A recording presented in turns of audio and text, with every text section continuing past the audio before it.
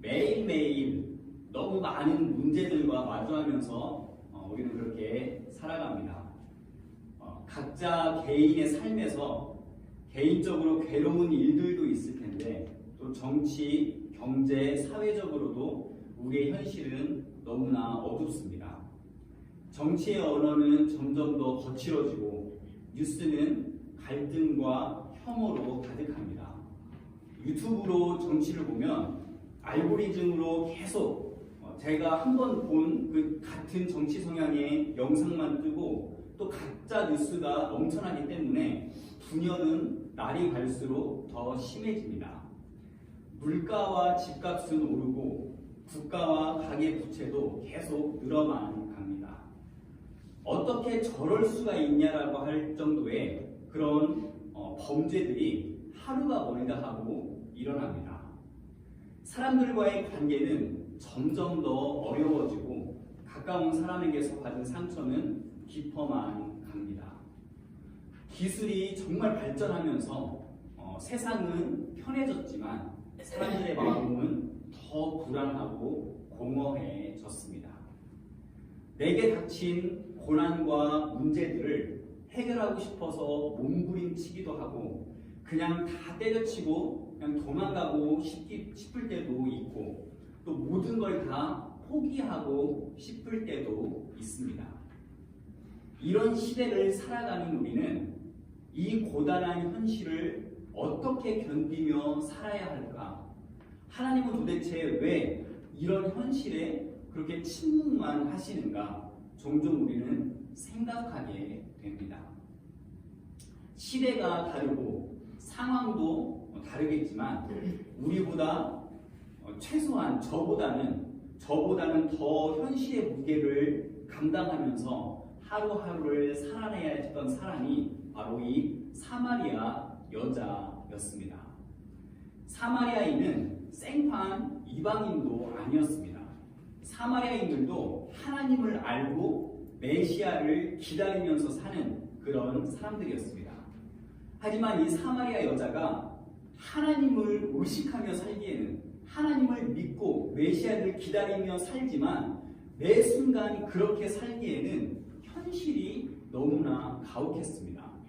남편이 5이 있었는데 지금 남편도 그 여자의 남편이 아니라고 말하는 것처럼 그 관계 속에서 지속적으로 상처받고 실패한 사람입니다. 당시에 여성의 직위는, 여성의 생계는 결혼을 통해서 그 생계를 꾸려갈 정도로 대부분이 그렇게 이루어졌는데 그 결혼이 여러 번 깨졌으니까 그 정도로 이 여자의 삶은 불안정한 그런 삶이었습니다. 사마리아인들은 이방인과 혼합된 그런 유대인이었기 때문에 유대인인지 이방인인지 정체성도 모호하고 그것 때문에 계속 갈등이 있었습니다. 유대인들은 이방인보다 저 사마리아 사람들이 더 천하다라고 여길 정도였습니다. 그런 상황 속에서 이 사마리아 여자는 외로웠습니다. 자존감도 바닥을 치고 있었습니다. 사회적인 기준으로는 실패한 사람이었고 종교적으로 봐도 부정한 사람이었습니다. 뭐 하나 녹록치 않은 그런 사마리아 여자의 삶이었습니다. 그래서 더 현실적이 되어갔고 그 삶 속에서 하나님을 의식하며 산다는 말은 종교인들이나 하는 그런 배부른 세상의 이야기였습니다. 당시 사람들은 인간의 질병, 인간이 가진 불행들, 슬픔들은 다 그 사람의 죄에서 비롯되었다고 생각되었기 때문에 자신이 힘든 삶을 산다는 것, 자신이 그렇게 힘들게 현실을 산다는 것이 정의롭고 거룩하신 하나님 앞에서 오히려 부끄럽고 죄송할 따름이었습니다. 왜 내 삶은 이 모양 이 꼴이냐 그렇게 항변조차 할 수 없었고 하나님이 자기 같은 사람에게 찾아오시고 사랑하신다는 그런 기대조차도 할 수 없었습니다. 그런 고달픈 현실이 이제는 일상이 되어버린 그 사마리아 여자는 지친 모습으로 가룟대와 똑같이 우물가를 찾았습니다. 거기에서 한 유대인 남자를 만났는데 그 유대인 남자는 대화 중에 이런 말을 합니다. 네가 만일 하나님의 선물과 또 너에게 물을 달라고 하는 이가 누구인지 알았더라면 네가 그에게 구하였을 것이요 그가 생수를 내게 주었으리라. 내가 누군지 알았다면, 네가 하나님의 선물이 뭔지 알고 네가 내가 누군지 알았다면, 내가 메시아인 것을 알았다면 네가 나에게 구하였을 거고 생수를 내가 너에게 주었을 거다라고 의역할 수 있습니다. 이 사마리아 여자에게 예수님께서 말씀하신 하나님의 선물, 이 하나님의 선물이 이 사마리아 여자에게는 무엇이었을까요? 이 사마리아 여자가 하나님께 받고 싶은 생수는 무엇이었을까요? 이 여인에게 하나님의 선물은 더 이상 물을 기르러 오지 않는 겁니다. 지금 꼭 필요한 야곱의 우물물입니다. 시원한 물이 끊임없이 흐르는 그런 시냇가라고 발견하게 되면 금상첨화입니다. 현실의 문제를 해결하는 것입니다. 이 여자의 가장 큰 선물은 물입니다. 그런 의미에서 물을 떠서 물 한 잔을 마시고, 이 사마리아 여자에게 가장 필요한 건, 현실에 가장 필요한 건 물입니다. 죽는 날까지 건강하게 살다가 죽는 거고, 너무 고생하지 않고 먹고 살 만큼 재산을 그렇게 모아두는 거고, 또 가족들이 다 잘 돼서 편안하게 살게 되는 겁니다. 그냥 그렇게 살 수 있으면 그게 최고의 하나님의 선물입니다. 그래서 예수님께서 영원히 목마르지 않는 물, 영원히 목마르지 않는 물을 말씀하셨을 때도 이 여자는 그것을 달라고 했습니다. 그런 물이 있다면 제발 나에게 줘서 내가 목마르지도 않고 여기 물 길러 오지도 않게 해주세요. 내 이 병을 좀 고쳐주세요. 내가 돈을 좀 벌게 해주세요. 내 현실적인 그 문제 좀 제발 좀 해결해 주세요. 어쩌면 이런 사마리아 여자의 반응은 예수님에 대한 비아냥거림일지도 모릅니다. 이제는 고난이 고난처럼 여기지도 않을 만큼, 고난이 고난처럼 느껴지지도 않을 만큼 계속해서 반복되는 그런 힘든 현실 속에서 정말 내가 원하는 그것을 해결해 줄 수 있습니까? 정말 그런 물이 존재는 하는 겁니까? 그런 물이 정말 존재한다면 저에게 좀 주세요. 한번 줘보세요.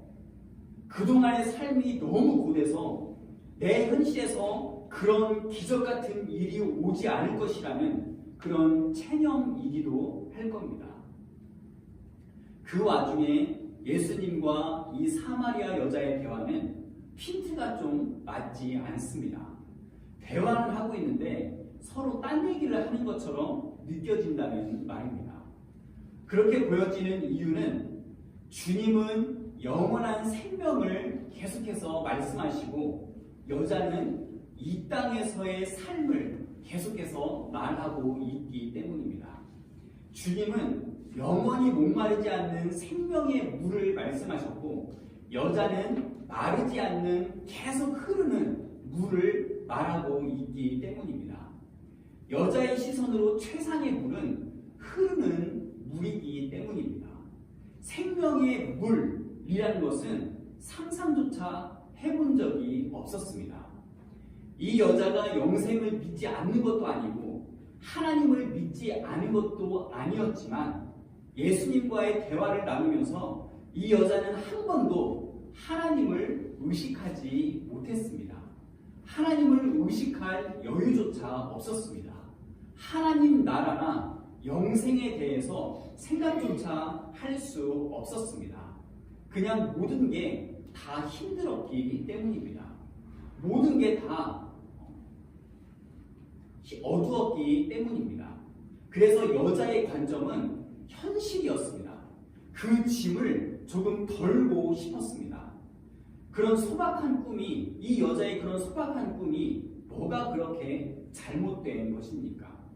우리가 사는 고된 현실의 문제를 해결해달라고 하는 것이 뭐가 그렇게 잘못된 것입니까? 우리에게는 그런 문제 해결이 꼭 필요합니다. 현실에서 계속 물이 흘렀으면 좋겠습니다. 관계가 회복되었으면 좋겠고, 가정이 평안했으면 좋겠고, 물을 좀 길러오지 않았으면 좋겠습니다. 그럼에도 그것이 아무것도 아니라고 말하고, 땅의 것들이라고 말하고, 그런 것들이 아무 소망이 없는 것들이라고 말하고 있는 이유는 우리가 눈에 보이는 것에만 집착을 하다 보면 보이지 않는 정말 중요한 것을 놓칠 수가 있기 때문입니다. 지금 당장의 현실의 것에만 관심을 두다 보면 멀게만 느껴지는 그 하나님 나라에 대한 관심이 무관심해질 수 있기 때문입니다. 예수님은 고되고 벅찬 삶을 살아야 하는 이 여자의 형편을 모두 다 아셨지만 그 여자의 시급한 문제를 당장 해결해 주시기보다는 그 여인에게 가장 소중한 생명을 예수님은 주고 싶어 하셨고, 그래서 이 여자가 하나님께 주목하기를 원하셨습니다. 현대의 많은 그리스도인들도 하나님을 믿지만 하나님을 바라볼 여유조차 없이 이 세상을 살아갑니다. 하나님을 의식하지 않고 하나님이 없는 것처럼 이 현실을 살아갑니다. 매 순간 하나님을 의식하며 우리가 살아야 된다라고 하는 것이 잠깐이라도 집중을 흐트러지지 말고 하나님만 바라봐야 된다라는 말이 아닙니다. 그렇게 살아야 경건한 삶이라는 말도 아니고 이 땅에서의 삶이 다 쓸데없다라고 하는 그런 말도 아닙니다. 하나님을 믿는 사람이라면 가끔씩이라도 잠깐이라도 고개를 들어서 하나님 나라의 관점에서 그 삶을 보아야 한다는 말입니다. 삶이 고되고 현실이 힘든 것은 사실이지만 그래서 물을 길러오지 않아도 좋겠다는 그런 생각이 간절하겠지만 그러니 잠시 동안이라도 그 현실의 무게를 멈추고 하나님을 바라보자는 그런 말입니다. 그래야 힘든 일들 가운데서도, 그래야 점점 더 어두워지는 이런 현실들 가운데서도 다시 견딜 수 있는 원동력이 생기는 것입니다. 우리가 읽었던 이 본문 뒤에 보면 4장 28절에 보면 고된 현실에 지쳐서 아무 삶의 의미도 찾지 못했던 이 사마리아 여자가 물동이를 버려두고 동네로 뛰어가서 예수를 그리스도로 외치게 됩니다. 물동이를 버려두었다라는 말은 이제 그 여자가 다시는 물을 길러오지 않았다라고 하는 그런 의미가 아닙니다. 예수님을 만났기 때문에, 이 사마리아 여자가 예수님을 만났기 때문에 그 만남으로 인해서 이제 물동이가 필요 없어졌다는 말이 아닙니다. 예수님을 만났기 때문에 이제는 현실의 문제가 생각도 안 나고 해결된 게 아니었습니다. 그 여자는 틀림없이 나중에 정신을 차리고 다시 물동이를 찾으러 왔을 것입니다. 여전히 매일매일 물을 길러 와야 했을 것입니다. 하지만 여자는 그 순간만큼은 그 물동이를 던져놓고 물이 아닌 예수 그리스도께 집중을 할 수 있었습니다. 그 현실을 외면하고 현실을 거부한 것이 아니라 그 현실적인 문제를 초월해서 그 시간만큼은 잠시 동안이라도 하나님을 의식할 수 있었습니다. 이것이 우리의 녹록지 않은 현실 속에서 우리가 경험해야 할 우리의 예배입니다. 예배를 통해서 우리는 우리가 처한 고난이나 즐거움의 현실을 초월해서 하나님을 바라보는 것입니다. 예배를 통해서 우리는 하나님의 존재를 다시 한번 확인하는, 기억하는 것입니다. 우리는 또 물동이를 찾아서 현실을 계속 살아가야 하고 그 현실이 여전히 녹록지 않겠지만 그럼에도 우리는 분명히 존재하시는 그 하나님 나라를 바라보며 살아가는 사람인 것을 우리가 확인하기 위해서 고개를 들고 주님을 바라볼 수 있는 시간을 우리가 가져야 하는 것입니다. 그렇게 예배는 잠시 우리의 물동이를 버려두는 그런 행위입니다. 말씀을 정리하겠습니다. 저는 주일학교 사역을 하면서 이런 생각을 했던 적이 있었습니다. 아이들이 학교에서 6일 동안 친구들이랑 그렇게 욕하고 학교에서 진화론을 배우고 학교에서 세상의 기준으로 그렇게 6일 동안 계속 살다가 일주일에 한 번, 그것도 일주일에 한 번 하루를 그렇게 사는 게 아니고 1시간 그렇게 설교를 듣고 성경 공부를 한다고 그럼 아이들이 바뀔까? 이 아이들이 그렇게 사는 그 아이들이 정말 기독교적인 세계관으로 가지고 살까? 아니면 세상적인 기준을 가지고 살까? 그런 의문이 들었습니다. 당연히 더 많이 노출되어 있는 그 시간의 영향을 더 많이 받지 않을까? 나중에 제가 내린 결론은 충분히 바뀔 수 있다는 것입니다. 왜냐하면 하나님이 왕이시기 때문입니다. 예수님이 그리스도이기 때문입니다. 예수님과의 만남이 그 모든 것을 초월할 수 있는 능력이기 때문입니다. 그래서 우리는 오늘도 이렇게 잠시 동안이라도 물동이를 버려두고 하나님을 바라보는 시간을 갖습니다. 우리의 물동이가 우리의 현실이 채워진 것도 아니고 우리는 다시 그 물동이를 찾으러 이 세상의 현실 속에 나가겠지만 지금 이 순간만큼은 그 물동이를 버려두고 예수 그리스도를 의식해 봅니다.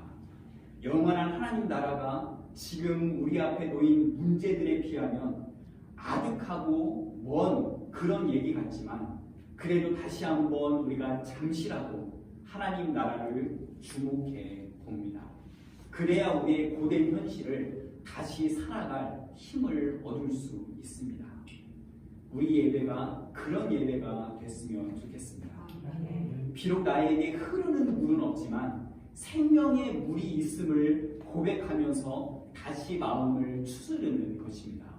진심으로 내가 하나님 나라를 소망한다는 그런 고백으로 우리의 일상을 포기하는 것이 아니라 초월하는 그런 경험을 해봐야 합니다.